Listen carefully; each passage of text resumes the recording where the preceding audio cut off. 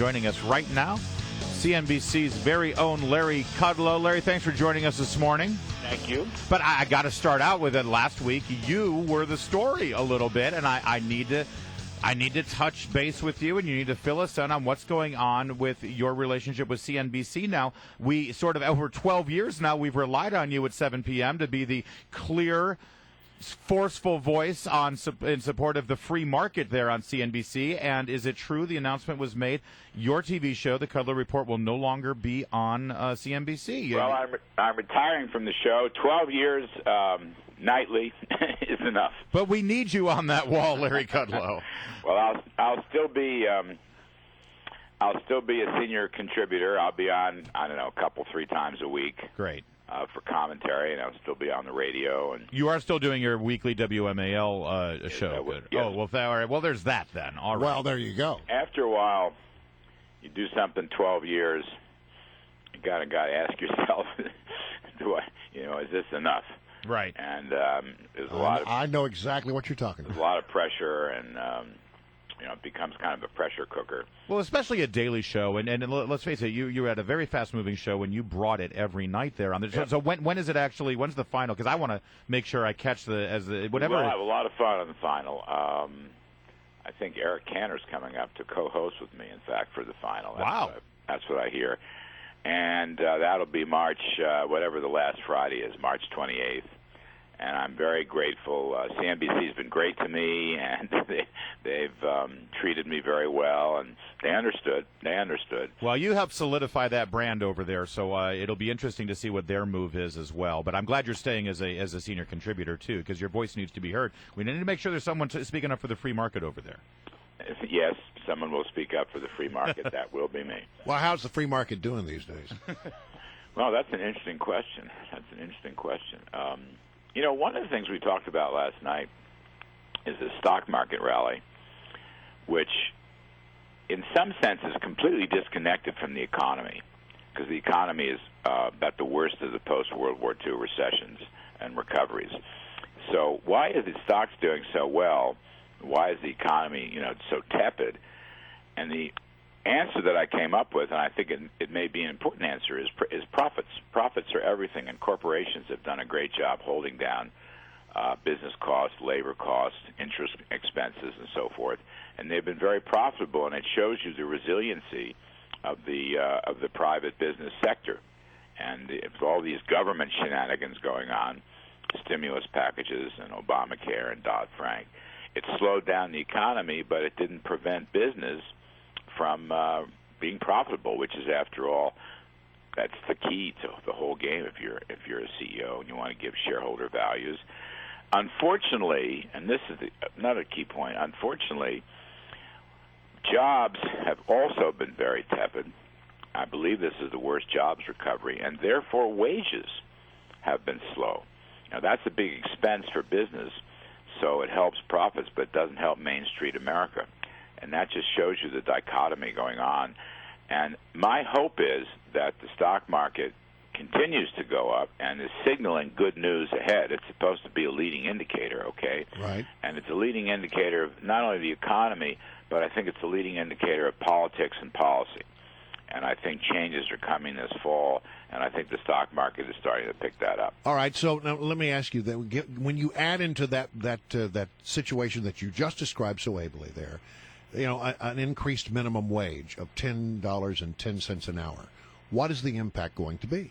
I think it would be absolutely minimal, and in some cases it's going to damage businesses.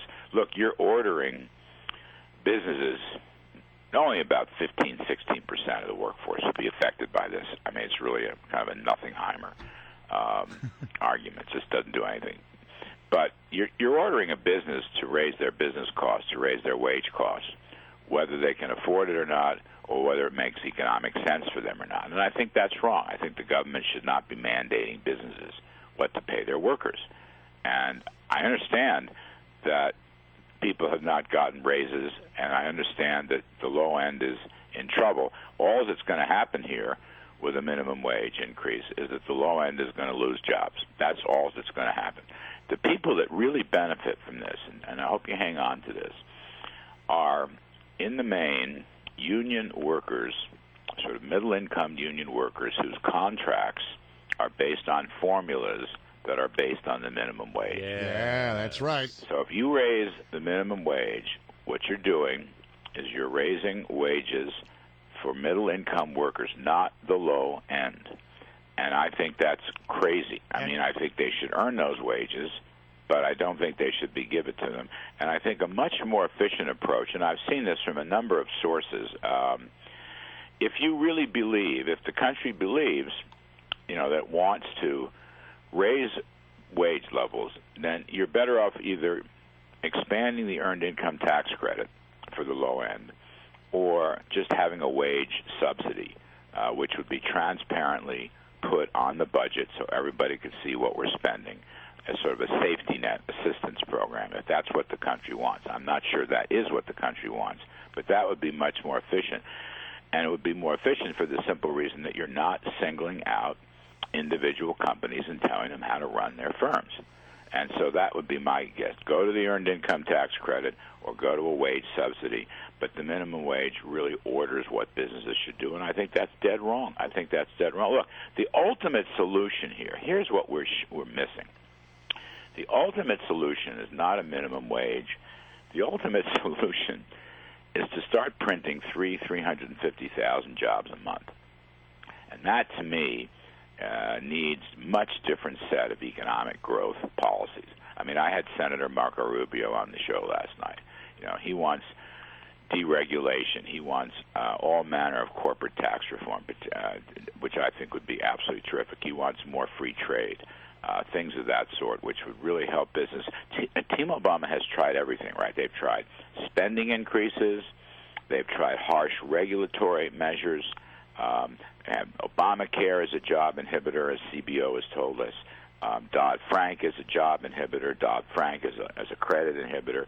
Why not try the one thing they haven't tried, which is genuine pro-growth tax reform, lower marginal tax rates in term for broadening of the base and getting rid of the loopholes. John F. Kennedy tried that. I wrote a column about that in the Wall Street Journal last week, and we had a boom in the 60s. Ronald Reagan tried that.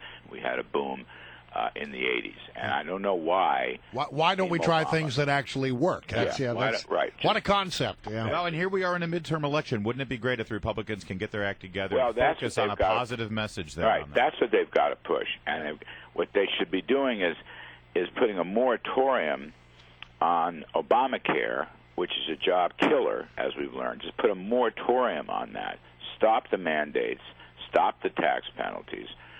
Let's go and take another look at that in a couple of years, because the thing is such a mess with so much risk and uncertainty. And instead go for something tried and true. Right. The one thing they've never done is cut taxes across the board.